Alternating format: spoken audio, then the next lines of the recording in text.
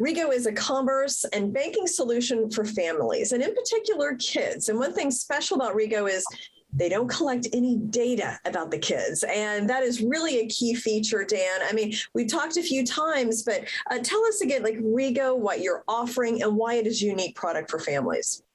Yes, thank you, Jane. So Rego is a privacy-first platform, as you kind of rightfully pointed out. We offer a number of neobanking, family-oriented mobile wallet, e-commerce solutions, both for in-store as well as online purchases, touchless transactions. So in the US, mobile wallet, virtual debit cards, that's essentially an $800 billion total addressable market. We're actually addressing the fintech gap for the 70 million or so children that are underserved, kind of in that Gen Z teen space, who are just getting involved with mobile commerce.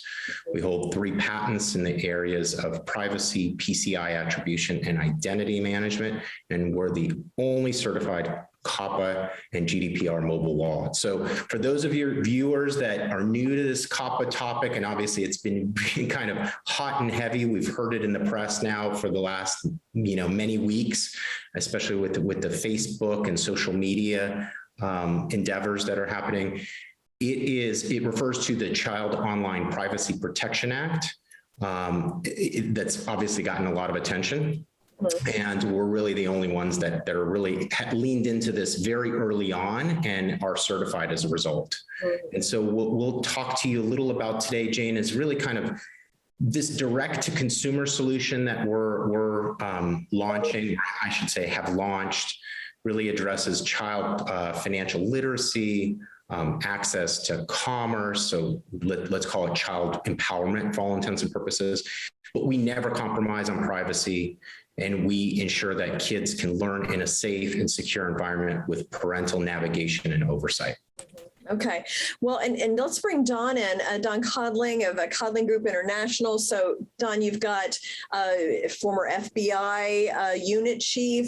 You've also become an expert really in cybersecurity as well, and an advisor to Rego. So, I mean, just tell me about why it's important what Rego is doing in terms of protecting kids. I have a 12 and a 14-year-old. I am a reporter, so I report on hacks. It feels like a daily basis. So just talk about what Rego, what kind of steps they're taking that can make parents feel more comfortable. Well, thank you, Jane, for having myself and Dan on with you today. It's extraordinarily important for not only parents, but families in general to recognize that data privacy and cybersecurity are absolutely joined together at the hip now. They have been for several years. The whole idea that you can hope to have some privacy as you grow up and not have your data protected is impossible. You have to have both of those things simultaneously.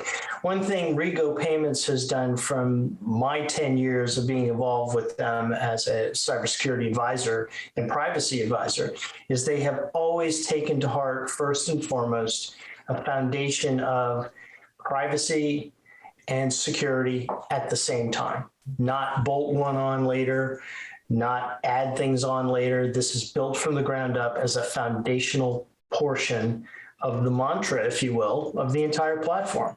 You must have data privacy. You must have good security. Data privacy, as Dan and I have discussed on numerous occasions, also means don't collect data that you don't need. Don't collect data that will identify that child, particularly under the COPPA, Children's Online Privacy Protection Act standards. And we do not, and we never have. Yeah. Well, and what you said a couple of really interesting things. So one was it has to be built that way from the ground up. Because once it's not, that data is out there and you cannot really, it's like unringing a bell. It's out there. I mean, what can you do? So, and then, the other important point that you made, I mean, just about, the kids' protection, like they may not even realize when they're young, it may not show up for 10, 15 years or something like that. So you never really know. So you got to kind of take that step early on with them. Absolutely. That's really a foundational step, is for parents and guardians, of course, to say, okay, I want my 2, 3, 5, 12-year-old child to have some privacy and to be able to start off with a clean slate financially. How do I help do that? Well, one of the things you would do is using the Rego payments platform as an example, Missoula in particular, is know that I'm not going to collect the photo of your child. I'm not going to allow your child to put his home address in.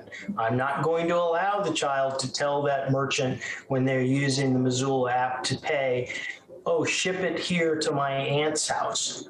All those sorts of decisions, which are fundamental to protecting and safeguarding that child's privacy, are under the strict and direct control of the parent. And Dan, I mean, you and I have talked before about, how this was really created to protect kids and their privacy. I mean, can you share a little bit more, elaborate on that?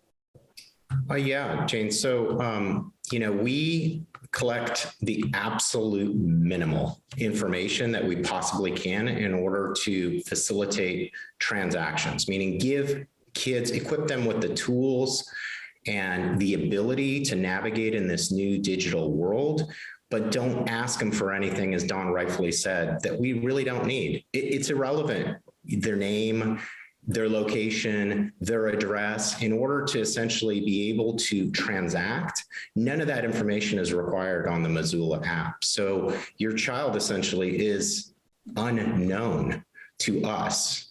And you as a parent essentially not only are the custodial of that account, you really keep them safe and secure. And listen, I think, Dawn's the expert here, but we are identifying, or addressing a real issue around data breaches that happen.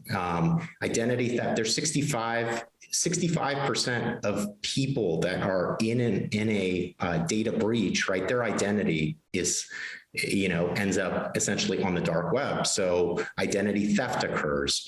And while, everybody leans in always on the retailers, it's always the retailers. We keep hearing about the announcements of retailers. Only 5% of retailers really have a data breach. Yet banks, credit unions, healthcare, or financial institutions, they make up the majority. Almost 50% of all data breaches happen in that space. And unfortunately, because of the Graham-Leach Bliley Act of 1999, they actually don't have to disclose that information to consumers. So here is the most vulnerable of all, the child. Their slate is clean. They have no credit, as Don rightfully said, and all of a sudden they become a victim of identity theft, because these fraudsters could essentially open up a fake bank account, pretend to be somebody they're not. And here we are, all of a sudden, our child, who doesn't even have credit yet, right, has a ruined credit before they even get to the age of 18. Yeah. And how does Missoula differ then from some of the other wallets that are geared toward Gen Zers? Yeah, so that's I would say the magic formula. We are able to create an account for that child, a sub account, if you want to think of it that way, but never collect that information for that sub account. So we really we abstract essentially that identity through a nickname or through an animal-like figure, whatever you want to use on Missoula. And sometimes I tell you, it feels a little too childlike, potentially for a teen, but it's for their own good, because we are now making sure that nobody, regardless, and listen, breaches happen. And I'm not telling you that it can't happen to us. It can happen to anybody. I mean, entire governments are being shut down, right? Pipelines are being shut down because of this ransomware that we're seeing. If in the event that we ever had such a thing, we've got zero data on the child. So that child is protected. And that is very different than our competitors who are collecting their names, their location, their addresses, their photos, and issuing a physical card that has all that information on it. So as that child loses that card, guess what? That card is ending up on the dark web with all their information, right?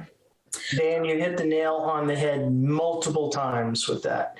It's literally almost impossible to imagine a better description than the one you just gave of, you don't want to issue the child a physical card. I don't want his photo. I certainly don't want his name and his birthday. Those sorts of things absolutely are I don't say prohibited, forbidden in our app, but we severely restrict that kind of data. And quite frankly, we then have less critical data to defend and protect. It is more effective for us to encrypt those databases and to monitor those databases carefully for any signs of problems. Mm-hmm. Well, it's amazing how big of an issue this has become. And I just feel like it's going to get bigger and more sophisticated and even, more state-sponsored kind of things. And so anyway, thank you so much, Dan and Dawn, for sharing that with us. And it's important information that parents need to know. Yes. So listen, go out to the App Store or Google Play, download Missoula if you're a parent and want them to actually have one of these type of debit virtual, banking cards, but do it in a safe and secure way. Thank you. And after you do that, as Dan suggests, I would suggest, Jane, for your audience, that they go look at the Federal Trade Commission site of the United States government, look up how you can pull free, underline free, credit reports on any individual. Go look at what is out there on your children, ladies and gentlemen. Find out if there is anything out there on your children. And if there is, put a credit freeze on, again, free, on that child's identity. Okay. Until they are 18 years old. So you can just go to ftc.gov and you just need the child's social security number to run the check? Yes, date of birth, social security number, those kind of things. And what that does is walks you through very specifically how to go to Experian, how to go to TransUnion, how to go to whomever and say, please pull a credit report. Here's what the credit report shows. For Dan's 3-year-old child, it should be 0. There should be nothing. Sadly, as you discussed, Jane, there are some out there that all of a sudden, I didn't know my 3-year-old had a car loan. Oh boy. A mortgage. A mortgage, yes. All right. Sounds like I have a weekend project. So, okay. Thank you so much, Dan and Dawn, for sharing that. It's important information. Thank you for having us.